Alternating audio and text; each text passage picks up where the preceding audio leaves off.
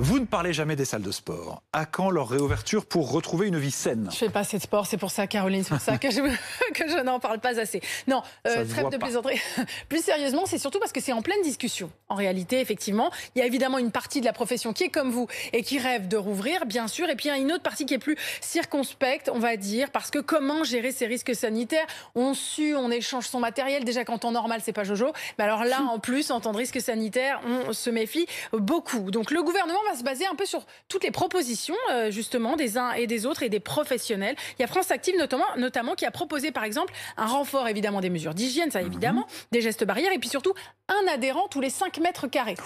Donc, est-ce que ça va être tenable? C'est la question. Est-ce que, par exemple, si on a 20 adhérents à l'intérieur et qu'il y en a 300 derrière qui font la queue et qui attendent, est-ce qu'ils vont être très contents? Est-ce qu'ils vont accepter de payer leur abonnement justement pour ça?